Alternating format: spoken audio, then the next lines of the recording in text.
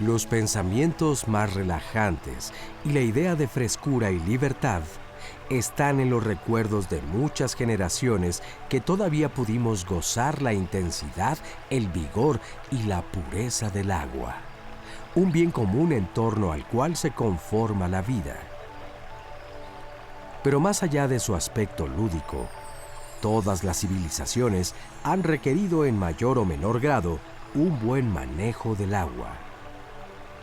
El estudio de las infraestructuras de abastecimiento y saneamiento en las civilizaciones antiguas es un campo que despierta una atención creciente entre los investigadores con intereses entre la arqueología y el mundo del agua. El patrimonio existente relacionado con el agua permite describir y evaluar las tecnologías de las distintas épocas y ayudar a difundir aquellos conocimientos que puedan tener valor para una futura gestión sostenible del agua. Y es que la humanidad, desde hace décadas, enfrenta un serio problema de abasto de agua. En México, entre 12.5 y 15 millones de habitantes no tienen acceso al agua potable, sobre todo en las áreas rurales y en las zonas marginadas de las grandes ciudades.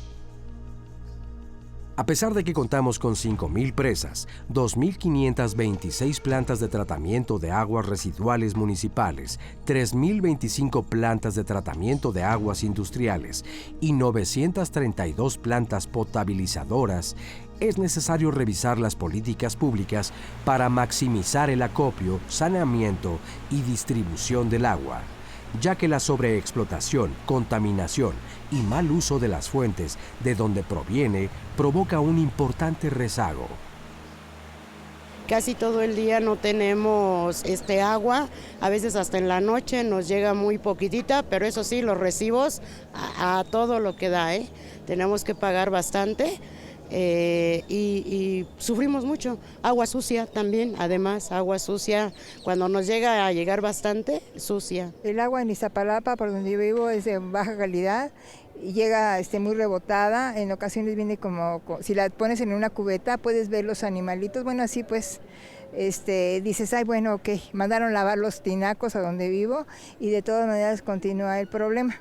No sé si yo soy más sensible que otros, no sé, pero me intoxiqué, bueno, me salió mucha alergia. Me tuve que ir de urgencias al Belisario Domínguez porque no sabíamos qué era lo que me estaba pasando. He estado tomando antihistamínicos por ese motivo y hasta la fecha.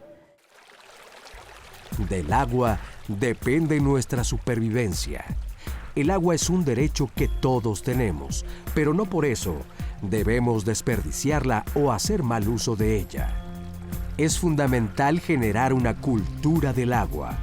Eso implica promover un cambio en las formas de gestionarla y aprovecharla, con la finalidad de garantizar su disponibilidad y equidad a largo plazo.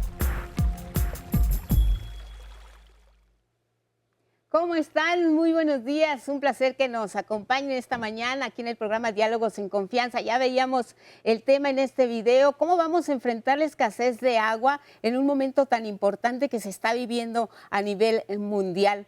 Y para ello les queremos agradecer que se conecten también a través de nuestras redes sociales. Hoy, como sabemos, estamos en contingencia desde el inicio de semana por las medidas de sana distancia. No hay público en el estudio, pero sí sabemos que ustedes están frente a su televisor y también a través de las redes sociales. Participen con nosotros, están los especialistas y desde aquí un abrazo con todo nuestro cariño a nuestra compañera Fernanda Tapia. Ella, como saben, es titular los jueves de este programa y desde aquí, Fernanda, sabemos que nos estás viendo en casita. Quédate en casa, por supuesto, tomando todas las medidas.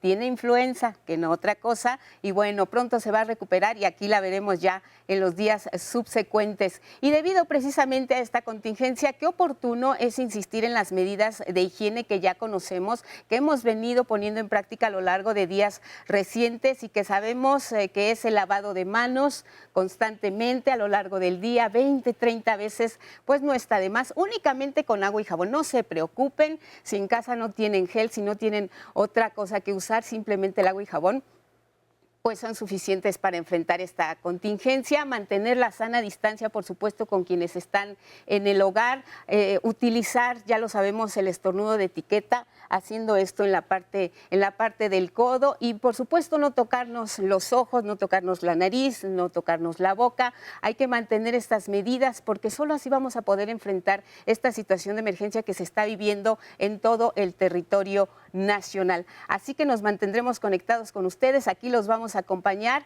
y vamos a conversar sobre este importante tema, ahora más que nunca, cómo enfrentar precisamente la escasez de agua. Les comento que el domingo pasado, 22 de marzo, fue el Día Mundial del Agua y una oportunidad para que todos hagamos conciencia de la importancia que tiene el cuidar el vital líquido. ¿Y por qué les digo esto? Se trata principalmente de hacer conciencia, de reflexionar qué está pasando con las medidas que se están tomando a nivel local, a nivel mundial, para enfrentar precisamente todo lo que tiene que ver con el agua.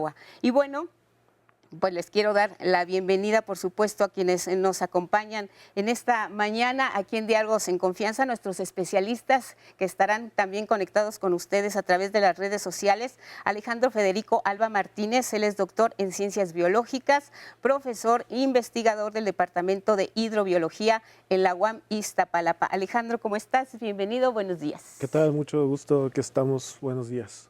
Gracias Alejandro. También está con nosotros Brenda Rodríguez, que es integrante de la Coalición de Organizaciones Mexicanas por el Derecho al Agua, COMDA. ¿Cómo estás, Alejandra? Bien, un gusto. Bienvenida, buenos días, Brenda. Ya te cambié el nombre, ya te dije Alejandra.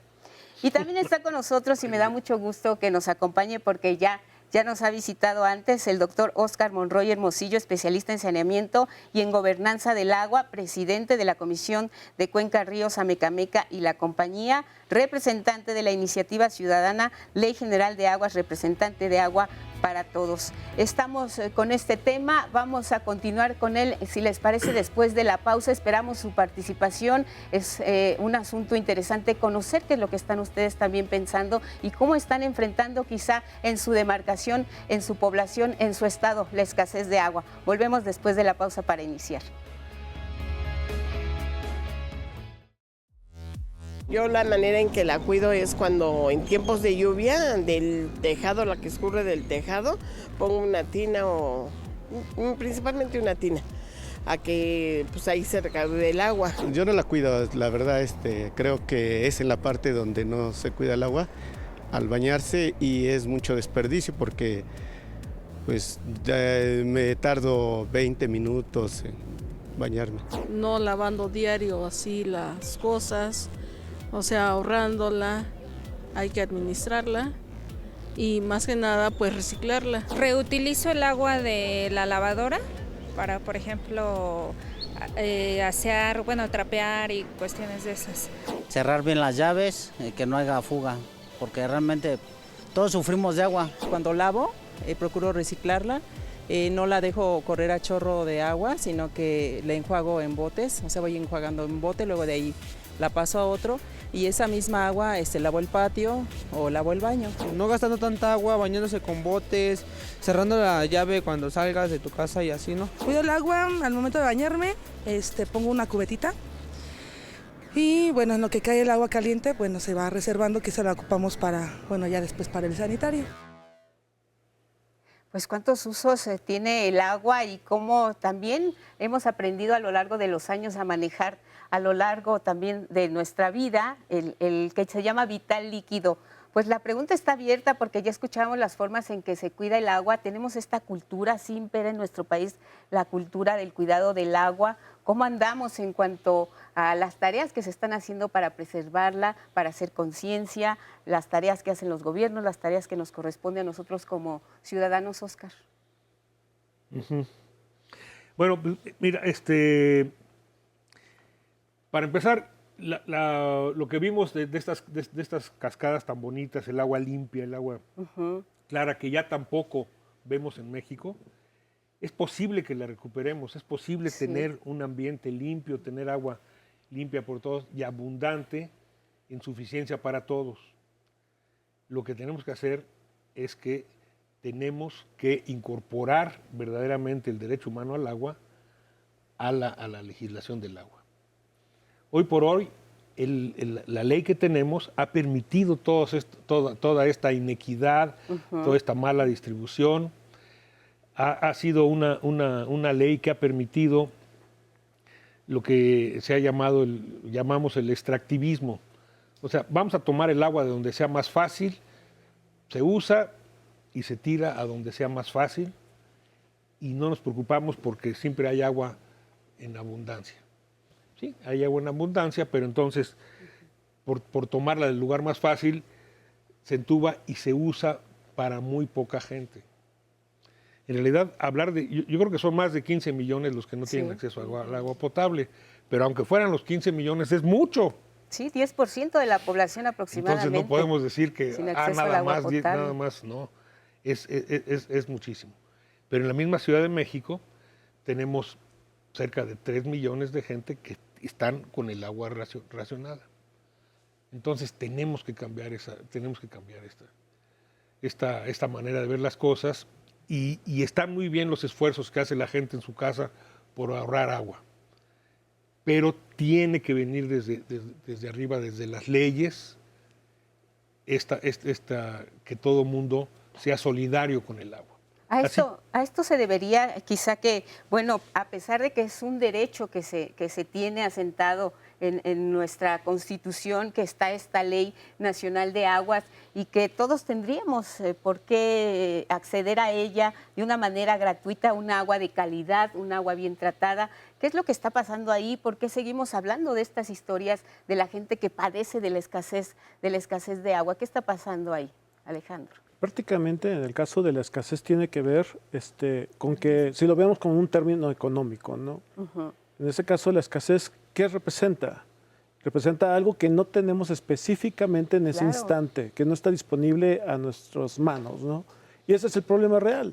Ahorita más que nada la queremos en nuestras manos. La estamos buscando por la situación en la que estamos, queremos que ese bien, ese recurso, esté en nuestras manos. Y mucha gente la va a poder tener. Pero hay otros sectores que no lo tienen. Entonces es cuando hablamos de la escasez, que ese recurso no se encuentra y es cuando más extrañamos el agua. Entonces tenemos que considerar que también está la escasez que ya no tienen los ecosistemas. Entonces, porque toda esa agua que antes existía en el ecosistema, todo lo que decía Óscar de las cascadas, los manantiales, ahora toda esa agua decidimos, bajo una cita que a este doctor Erwin Stefanoto decía, es que el agua antes era salvaje. Entonces, ¿qué fue lo que se tuvo que hacer? Se tuvo que domesticar. Entonces, se tuvo que entubar, se tuvo que trasvasar, se tuvo que meter en sistemas, se tuvo que purificar y a partir de eso ya generamos mucha agua. Y cuando hay mucha agua, ¿qué es lo que creamos? La soberbia.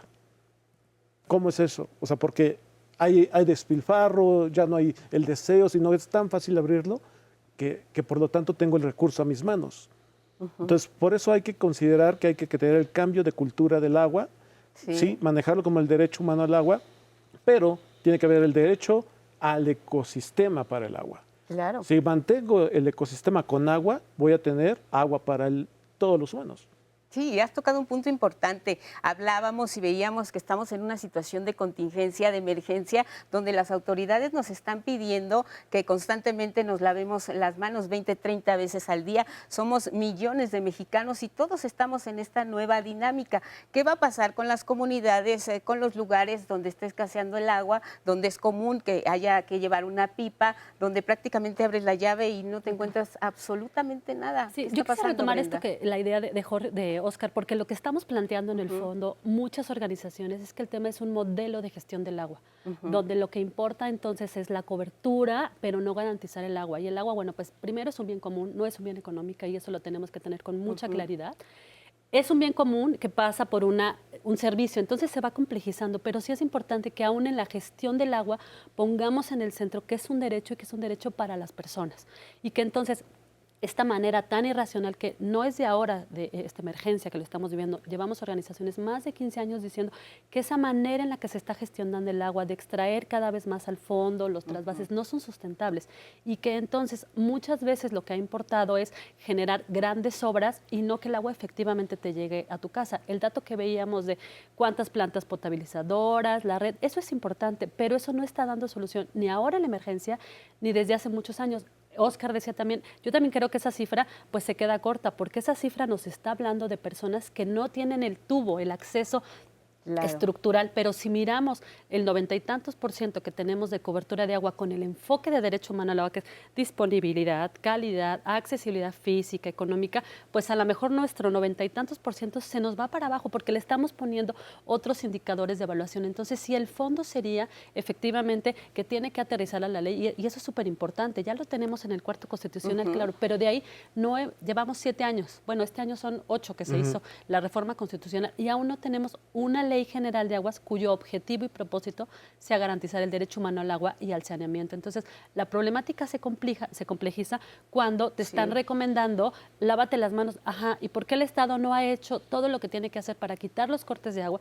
Decía la nota en comunidades rurales, aquí en el Metro Tacuba hay colonias que no tienen agua y entonces esas personas, esas poblaciones, ¿cómo van a garantizar su derecho a la salud si antes no tienen uno fundamental que es el derecho humano al agua? Sí, la situación está muy complicada para muchas zonas y no nos vamos muy lejos. No hablamos de zonas rurales, no hablamos de zonas alejadas, hablamos de zonas urbanas donde precisamente las tareas de saneamiento, de distribución, de calidad, de extracción de agua, tenemos aquí muy cerca de nosotros el sistema Cutzamala, lo que implica el tratar en ese lugar el agua que viene de distintos acuíferos, de distintos puentes. Entonces, lo que vamos a hacer es precisamente hacer una evaluación de las tareas que todavía están pendientes en una situación de contingencia. Si les parece, precisamente vamos a ver esta cápsula, esta información que tiene que ver de dónde viene el agua, cómo llega a nuestras manos, tan sencillo. Abrimos la llave y ahí está, pero muchos ni siquiera tienen esa posibilidad. Vamos a ver. El sistema Cutzamala es un conjunto de embalses en los estados de México y Michoacán, en donde almacenamos agua y después a través de plantas de bombeo, tuberías, canales, lo hacemos llegar a la zona metropolitana de la Ciudad de México y a la Ciudad de Toluca también. Llevamos alrededor del 25% de todo el agua que se consume en estas ciudades y alrededor del 30% de lo que se consume en la Ciudad de México.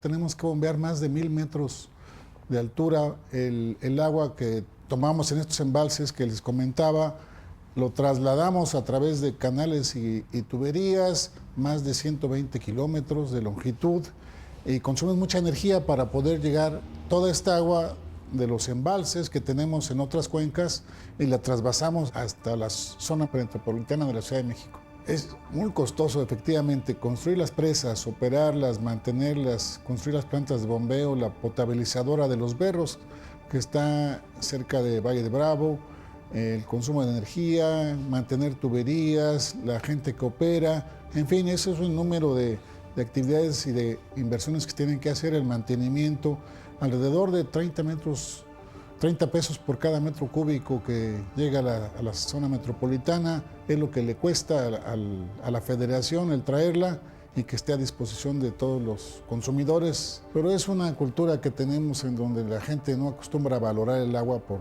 desgracia, se hace mucho desperdicio, no se paga lo que se debe y de hecho se ha politizado de tal suerte que es muy difícil cobrarle al usuario lo que cuesta todo este esfuerzo para que la gente abra la llave de su casa y pueda usar de ella. Es un tema de prioridad nacional, de seguridad.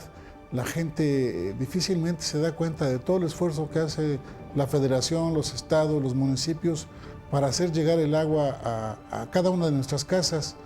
No lo valoramos, no tomamos en cuenta ese esfuerzo hasta que no lo tenemos.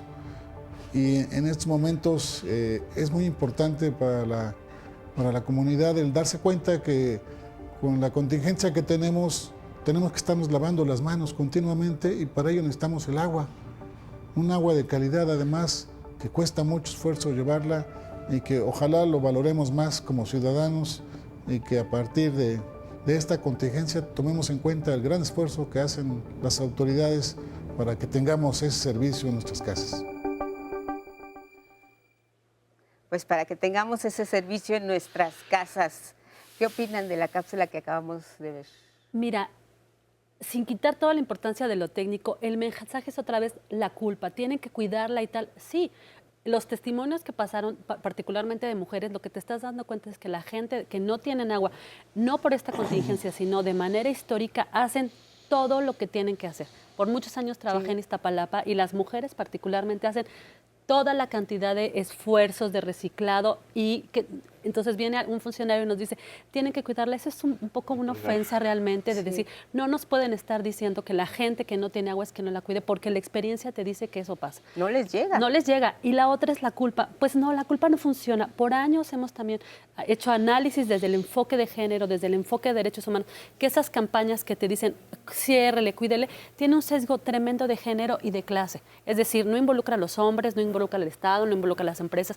Y que entonces, por un lado viene el funcionario y nos dice, ciérrele, pero bueno, entonces, ¿por qué mejor no le abren a la llave ahorita en un momento de emergencia y le cierran el agua a los megaproyectos, a las presas que no están garantizando el derecho humano al agua? Entonces, ¿hay una política de discriminación ahí? Hay una política de facto, es decir, de manera a lo mejor muy simple, si de verdad tuviéramos, y nosotros si queremos acotar, no estamos en escasez de agua, estamos en un problema del modelo de gestión que es una distribución inequitativa. Si no tuviéramos agua de manera fácil, pues si tenemos aquí 4 personas, 20, pues 5 litros a cada quien. No, la lógica es no, claro, cuando hay una gestión del agua, claro, hay intereses políticos, económicos, claro que sí, pero en principio lo que estamos viviendo es una falta de distribución inequitativa. Entonces, creo que en el fondo lo que tenemos que arribar es a políticas, a programas de emergencia, donde esas políticas que no han funcionado tienen que tener otro lenguaje y no desde la culpa. Me parece que manejar la culpa no va a ayudar para que la gente entienda sí las dimensiones de cuidar el agua. Claro que sí, todo el mundo tenemos obligación de cuidar el agua porque vivimos en este planeta.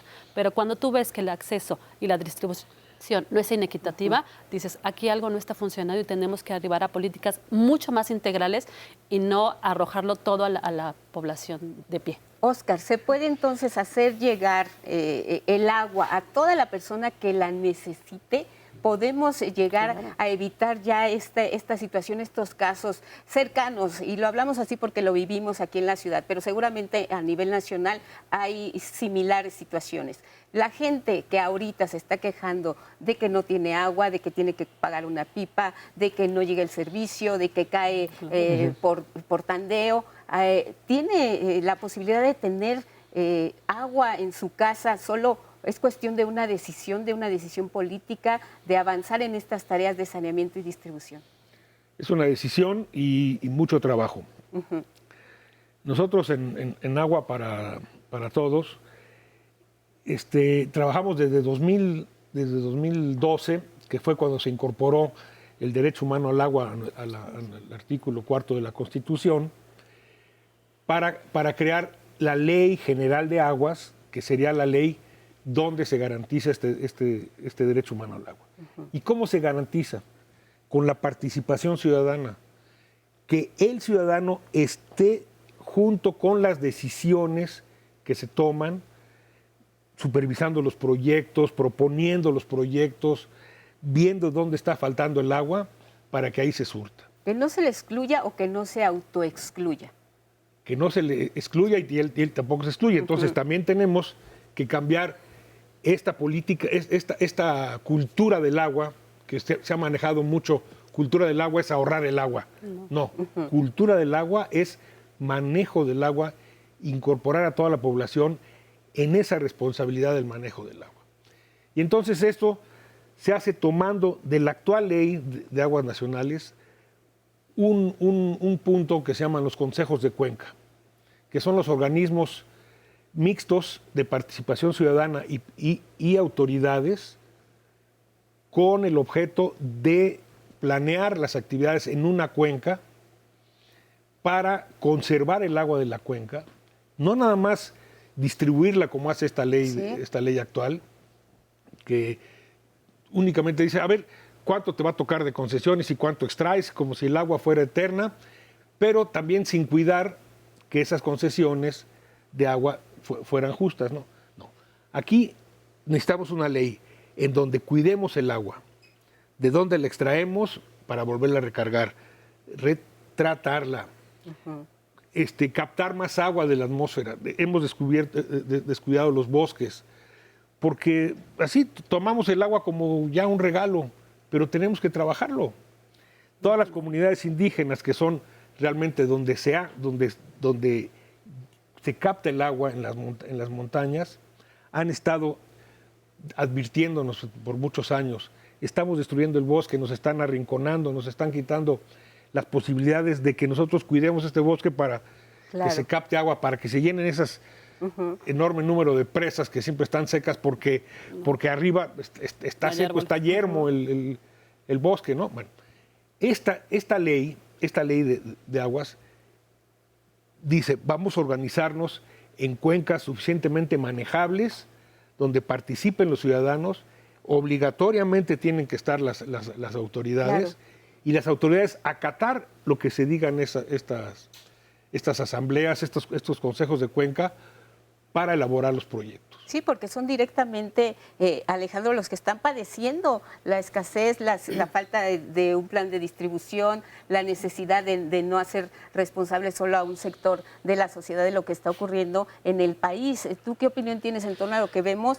y también a lo que comentan tus colegas?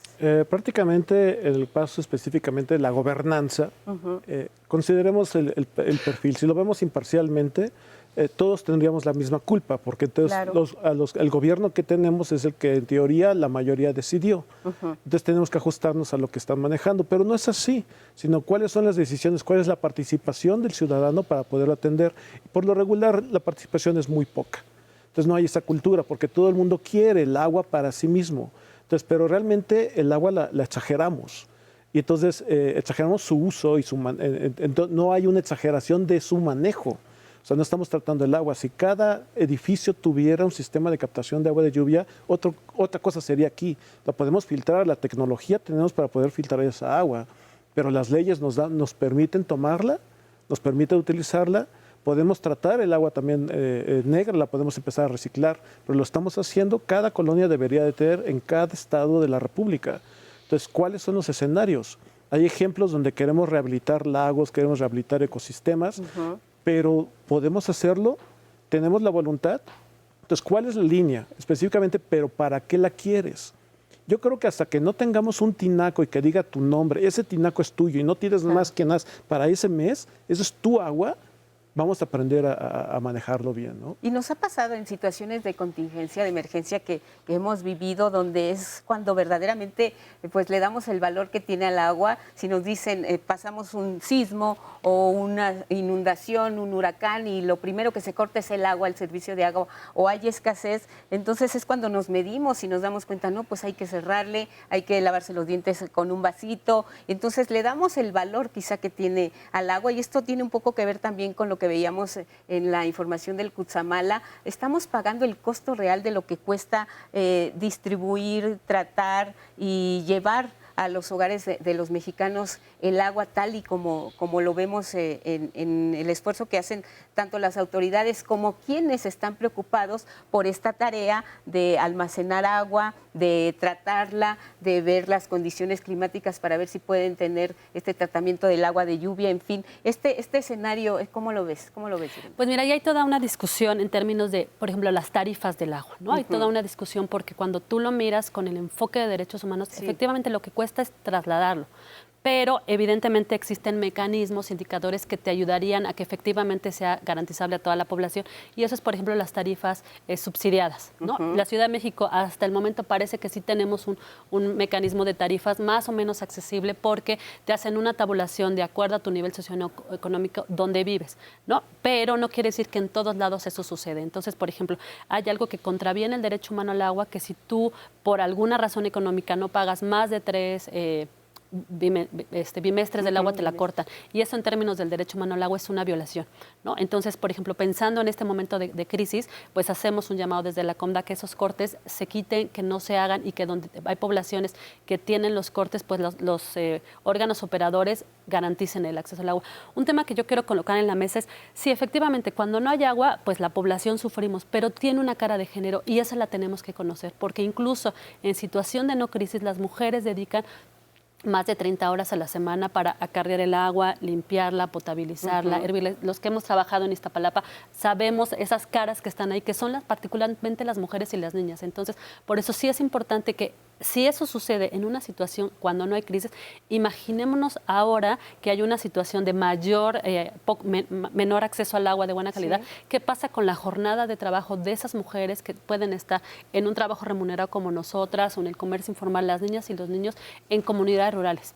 Entonces sí me parece que mirar esta emergencia sí tenemos que ponerle un enfoque de género, y algo que también está comentando mucho, seguramente lo habrán visto desde ONU Mujeres y desde la Secretaría de las Mujeres y algunas organizaciones feministas que hemos estado colocando, que en este momento de emergencia, en términos de que tenemos que estar quedándonos en las casas, hay un tema de violencia de género. Claro. Y si a eso le ponemos el componente de poco acceso al agua, se complejiza la realidad para las mujeres. Y creo que ahí las autoridades y la sociedad tenemos que estar como con mucho ojo, porque no es que solo estamos hablando del agua, todo se cruza con agua y género. Y entonces aquí decimos, ¿qué pasa con las mujeres y las niñas que están en esos hogares y que a lo mejor están teniendo que ir a lugares más lejos o teniendo ver cuáles son las estrategias para tener un poco de agua para sus hogares? Sí, estamos en una situación muy difícil, y además pues habrá que ver. Óscar, nos quedan 2 minutitos y nos puedes hacer también un comentario al respecto de estas medidas en tareas de almacenamiento, que es lo que vendría como otra parte del programa. Nos adelantamos un poco. ¿Estamos en condiciones de poder definir estas estrategias de almacenamiento de agua en nuestro país a nivel nacional, en cuestión de zonas rurales, en cuestión de zonas urbanas? Tenemos por ahí el camino que nos están marcando quienes ya nos han antecedido y que están llevando a la práctica este tipo de situaciones ante la escasez o la mala distribución del agua. Sí, mira, tenemos una gran capacidad de almacenamiento, pero esa capacidad de almacenamiento la hemos estado agotando totalmente. Ya hablé de las presas, que están secas porque precisamente la fuente de las presas, que son las sierras que están arriba de ellas, ya están deforestadas, entonces no hay manera de que se capte agua. El otro punto de almacenamiento es el acuífero. Los acuíferos los hemos estado extrayendo sin ninguna política de recarga del acuífero. Es donde esta nueva ley cuida que también un acuífero se extraiga, lo que se extraiga se debe de recargar para mantenerlo. Y ese es nuestro almacenamiento. Es una forma y casi infinita de almacenar el agua, sabiéndola cuidar y no contaminarla, porque también vemos que un altísimo porcentaje de los acuíferos están contaminados, porque es tanta agua la que usamos y tiramos al ambiente sin tratar que ésta se percola y viene al acuífero y lo contamina. Entonces ahí debemos de trabajar muchísimo. Mira, y un ejemplo de cómo podemos mejorar estas situaciones con la participación ciudadana, es que en México, a la Ciudad de México, al Valle de México, llegan 45 ríos que traen en el año la misma cantidad que traemos del Cutzamala. 45 ríos. Sí, son 45, y tienen sus nombres, están perfectamente identificados, pero inmediatamente después de que nacen, son entubados. Y tenemos toda la red de drenajes que está debajo de la ciudad. Es para juntar el agua de esos ríos contaminada y sacarla.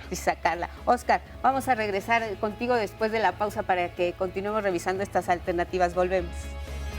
¿Cuánta agua hay en el planeta? Cualquier imagen de nuestro planeta muestra que la Tierra es un planeta azul, y es que el 70% de su superficie está cubierta por agua. Sin embargo, el agua que se ve es una delgadísima película con respecto al tamaño del planeta. Para darnos una idea, si mojamos una naranja, la capa que permanece en la cáscara equivale a toda el agua que existe en la Tierra. El nuestro no es un planeta de agua, es apenas un planeta mojado. La disponibilidad de agua promedio anual en el mundo es de aproximadamente 1.386 millones de kilómetros cúbicos. De estos, el 97.5% es agua salada. El 2.5%, es decir, 35 millones de kilómetros cúbicos, es agua dulce, y de esta, casi el 70% no está disponible para consumo humano debido a que se encuentra en forma de glaciares, nieve o hielo.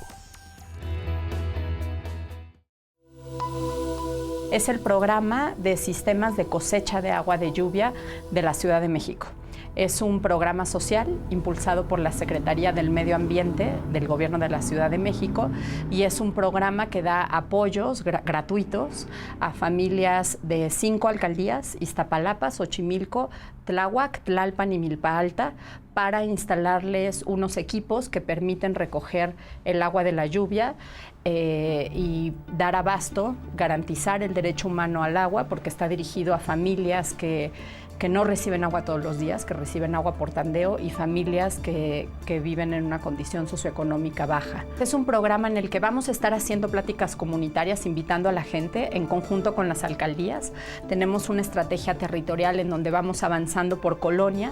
En nuestras reglas de operación, que están publicadas en la página de internet de la SEDEMA, está el listado de colonias que son potenciales beneficiarias para el programa. Entonces iremos avisando conforme avanzamos en las colonias, invitando a los vecinos que se presenten en un primer momento, que es una plática en donde conversamos con ellos sobre la importancia del cuidado del agua, la crisis que vive la ciudad por falta de agua y cómo este programa los puede beneficiar. El paso que sigue es que quienes estén interesados se registran en una lista, entregan sus documentos, no tiene costo alguno, simplemente hay una serie de requisitos que más bien tienen que ver con la voluntad de la familia, que abra las puertas de su casa para ir a revisar que su casa cumple con las especificaciones para hacer la instalación, que se comprometan a darle mantenimiento al sistema y una serie de documentos que puedan comprobar la propiedad de la casa, etc. Una vez que ellos entregan todos esos documentos, nosotros en el equipo agendamos una visita para revisar su casa. Es una visita técnica porque sí tienen que haber condiciones mínimas de la casa que cumplan para instalar el sistema. Por ejemplo, que el techo esté limpio, que no tengan cachivaches arriba en el techo, porque es en donde se va a recoger el agua, que se identifique la zona por la que va a bajar la canaleta, donde se van a instalar los filtros, la zona donde se va a poner el tinaco. Estos sistemas tienen una vida útil de alrededor de 20, 30 años y se cuidan bien. Con estos sistemas, durante la temporada de lluvias, se puede garantizar el consumo de una familia de entre 4 y 6 personas de 5 a 8 meses del año. Obviamente depende de cuánto llovió ese año, qué tanto almacenó la familia y cuánto consume, pero más o menos son los rangos que estamos manejando, y que es además algo importante a resaltar, es que la calidad del agua que recogen estos sistemas es prácticamente de calidad potable. No tiene costo, es únicamente el compromiso de cuidar el sistema y de ser parte de este programa y que ayudemos a cambiar el paradigma de acceso al agua en la Ciudad de México y cosechemos lo que cae del cielo. Pues esfuerzos, como lo vemos, se están haciendo en todas las formas y de acuerdo muchas veces lo que puede empezar como una idea de mira, vamos a poner una cubeta aquí para captar el agua, termina en este tipo de iniciativas que ya tienen una formalidad incluso ante la autoridad, y quizá valdría la pena hacerlos más extensivos. Si te parece, cerramos, Óscar, el comentario que tenías y le entramos de hecho a estas formas de almacenamiento. Adelante.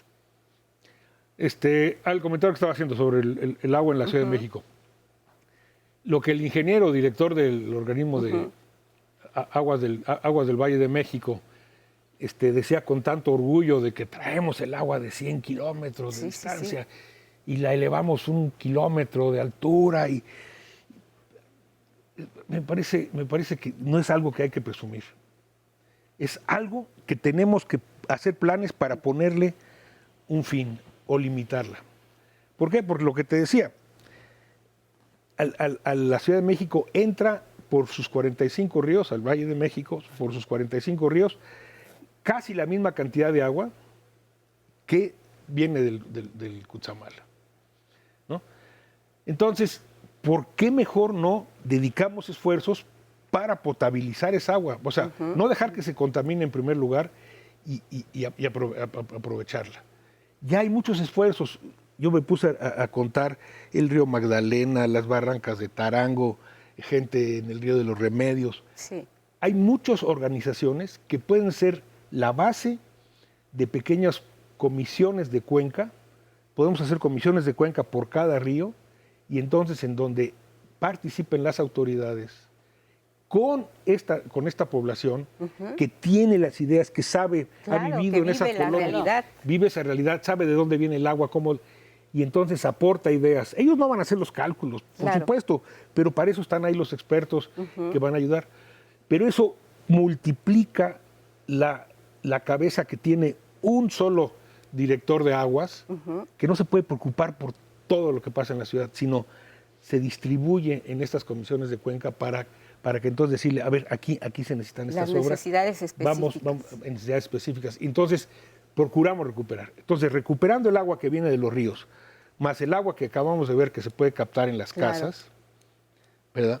Ninguna de las dos resuelve el problema por sí solo, pero ayudan muchísimo.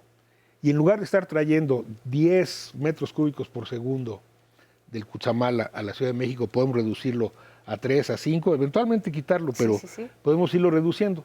¿Y por qué es importante reducirlo? Por dos razones. Una, si el Valle de México estaba preparado para recibir el agua de 10 ríos, ahora estamos recibiendo el agua de 10 ríos, multiplícalo por 2 por el del Cutzamala y por otro tanto el que extraemos del acuífero, por eso siempre nos inundamos. Claro. Es demasiada agua aquí. Y el otro es el costo. Bombear un metro cúbico cuesta 5 kilowatts hora y son 10 metros cúbicos por segundo. Es un costo enorme. Es el 25% del consumo eléctrico de la Ciudad de México se va a entrar el agua. Nada más de ese tamaño. ¿Y todo para qué? Como mucha gente que me ha dicho de las afuera de la Ciudad de México. ¿Para qué nos quitan el agua? ¿Para que allá la desperdicien? Ni siquiera se reparte bien. Es un relajo. Entonces, sí tenemos que ampliar esta participación ciudadana en el gobierno del agua, ¿sí? Para hacerlo. Ahora, no es que vaya a ser un caos. Conagua y las autoridades del agua estarán en todos los consejos de cuenca. Su experiencia, toda su experiencia y su autoridad estarán ahí para...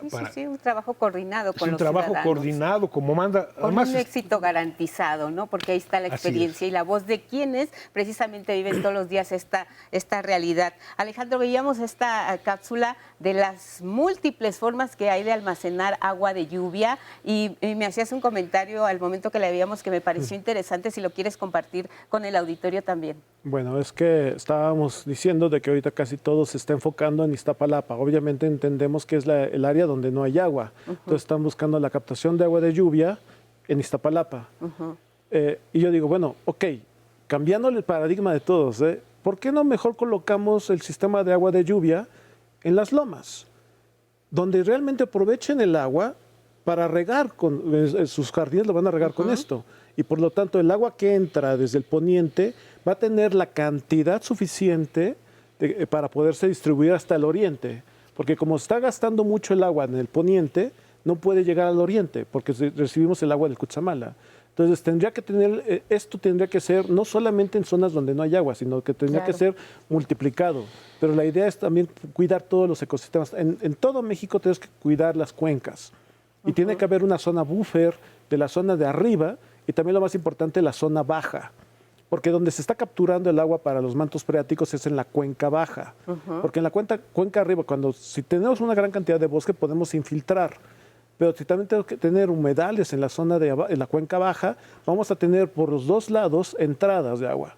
Entonces no tenemos esa zona buffer. Cada concreto que pongamos es menos agua al acuífero, que es donde estamos realmente explotando. Entonces, queremos tener un contenedor grande, pues tenemos que tener bosques arriba de la cuenca. Claro. Y entonces pensemos que decían, ¿dónde está el lago? Pues nada más en la Ciudad de México tiremos todos los tinacos y vamos a tener todo el lago a través de en la cuenca, ¿no? Pero hay que mantenerlo, hay que conservar el agua. Hay que ser humildes en este caso con su cuidado, ¿no? Sí, participar todos y como dices, ampliar estas iniciativas no solo a las 5 alcaldías que bien nos comentaban que está ahora este plan de almacenamiento con agua de lluvia, sino también a las 16 alcaldías de la Ciudad de México. Un ejemplo claro es de que en la cooperativa Cruz Azul, de que en los campos que tenían, en este caso para el fútbol, ellos utilizaban agua tratada para regar.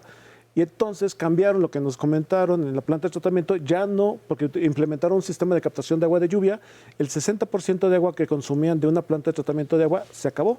Entonces ya ahorran todo eso por solamente capturar el agua de lluvia y ya es un ahorro interesante, ¿no? Sí, pero Cruz no es la Cruz Azul, arriba de Cruz Azul, descansa en paz. Ganarán alguna vez. Don Nacho Treyes, que íbamos los llevó bien, pero ya a grandes campeonatos, sí. ¿no? O sea, ahí queda el recuerdo, pero bueno, pues con la esperanza de que también en el Cruz Azul alguna vez se recuperen y sean campeones, nos vamos, azul como el agua. Vamos a ver esta cápsula también sobre otras alternativas que se implementan ahora en Guanajuato. Qué bueno. La organización se llama Caminos de Agua, está ubicada en San Miguel de Allende porque está enfocada en atender la gravedad de la situación hídrica en esta cuenca. Es la cuenca alta del río Laja y tiene por objetivo, por misión, difundir y promover alternativas ante una gran problemática que es la escasez y la mala calidad del agua principalmente en la zona noreste del municipio de San Miguel de Allende. Desde hace ya unos 7 años que hubieron varios académicos que apoyaron a organizaciones locales para pues dar a conocer resultados de calidad de agua, y la gente ya se preguntaba por qué tenemos los dientes más amarillos, por qué nos sentimos cansados, sobre todo en los niños, ¿no?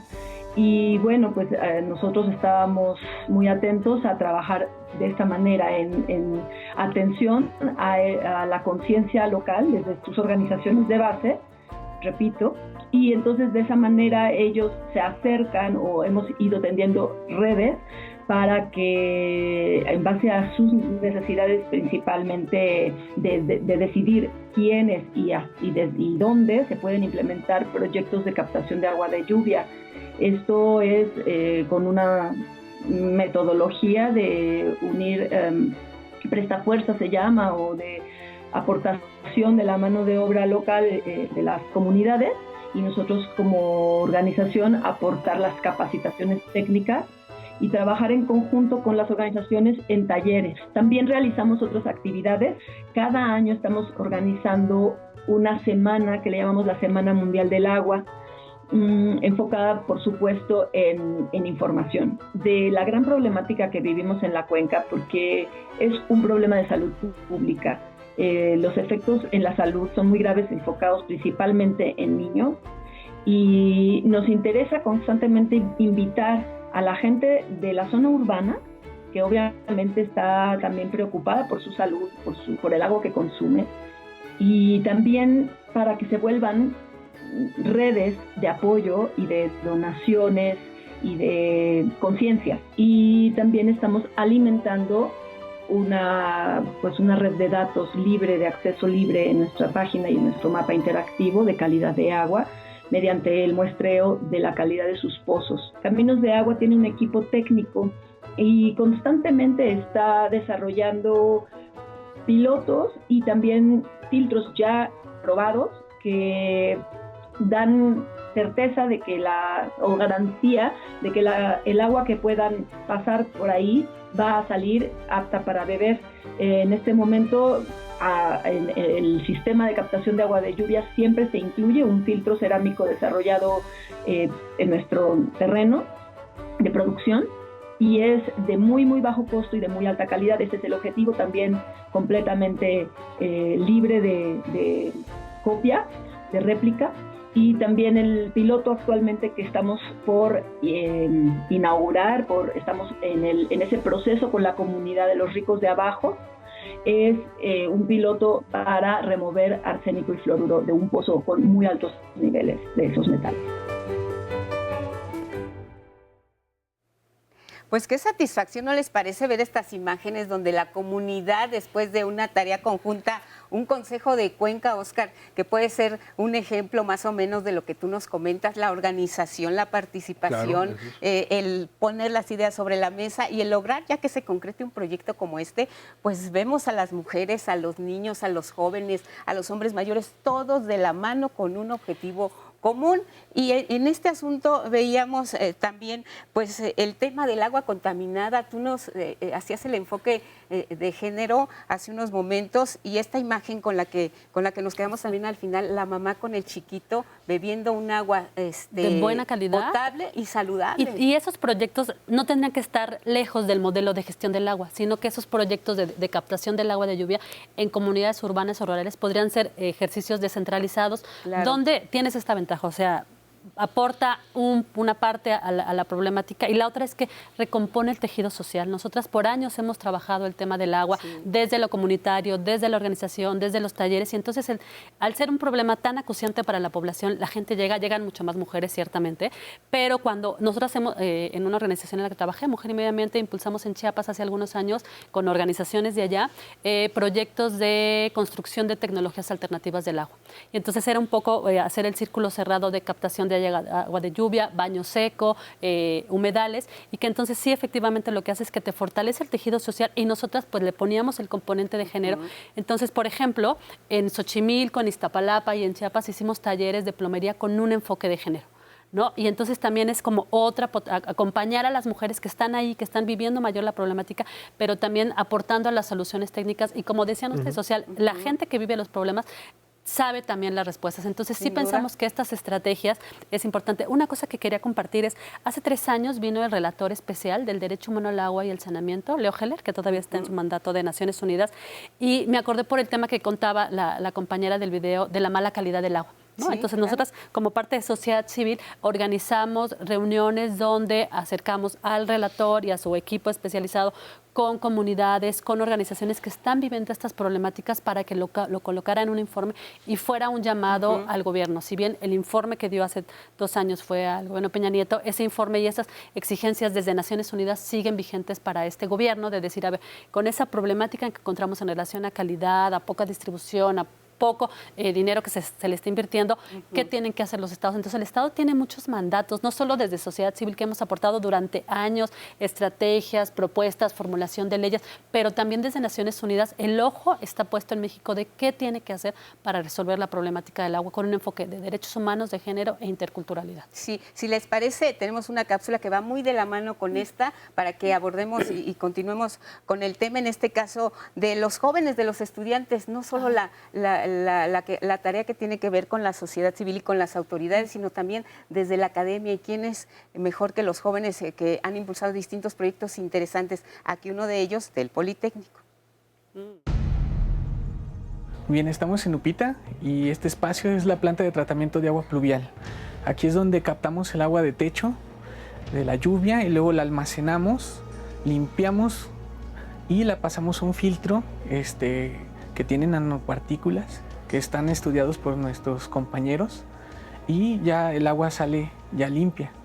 Y entonces, posteriormente a mis espaldas tenemos lo que es el tren de tratamiento. Podemos mandar esa agua que ya está filtrada, lo podemos mandar a fotocatálisis y también podemos mandarla a un electrodesionizador para dejarlo ultra pura, que es un agua de muy alta calidad necesitada en laboratorios y en hospitales. La idea es aprovechar esa agua que nos cae de lluvia, poderla almacenar, usar en jardines, tratarla, poderla potabilizar, usar en escuelas. Actualmente también la Judicatura Federal, lo que tienen su captador de agua pluvial, pero necesitan su tratamiento. Entonces vamos a hacer estudios ahí en esa judicatura y también en las escuelas para que al final de cuentas cada casa pueda tener este tipo de sistema. El sistema obviamente necesita energía y esta planta es autosustentable. Esta planta recibe energía solar, la almacena en un acumulador para posteriormente transformarla en energía corriente alterna que necesitan las bombas.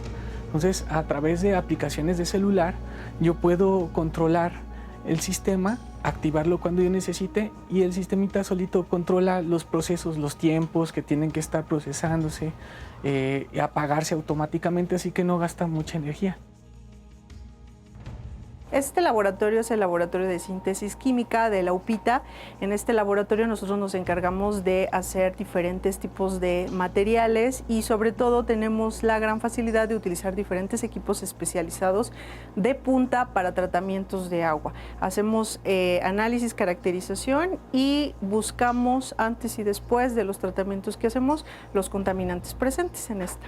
Actualmente estamos coordinando un proyecto que va más allá de quedarnos en este laboratorio. Buscamos implementar las tecnologías que están desarrollándose en 4 diferentes escuelas, 2 en escuelas del sur, 2 en escuelas del norte, y queremos implementar tanto los sistemas de filtración como los del tren de tratamiento de aguas para que finalmente no se queden estos desarrollos en una escuela o en 4 paredes, o incluso en edificios de gobierno donde también se empieza a hacer instalaciones, sino que podamos llegar a los hogares y que, por ejemplo, los filtros que se están desarrollando en este grupo de trabajo se puedan tener en nuestras casas y dar un valor agregado al agua pluvial, que la verdad es un recurso que estamos desaprovechando y que podemos incentivar a través del Plan Hídrico 2019-2024.